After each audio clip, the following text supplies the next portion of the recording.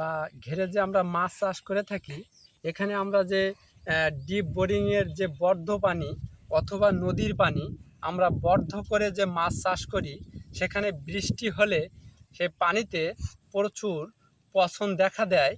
তাতে দেখা গেছে যে মাছগুলো পরের দিন ভেসে গেছে বা আক্রান্ত হয়ে গেছে।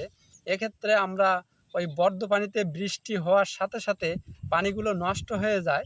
সেক্ষেত্রে আমরা পাথুরে চুন আমরা ব্যবহার করব।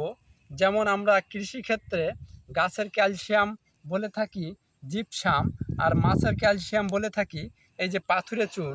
এটা ব্যবহার করলে মাছের ফুলকা পচা রোগ, মাছের গায়ে আঁটুল, বিভিন্ন ধরনের রোগ থেকে মুক্ত করে।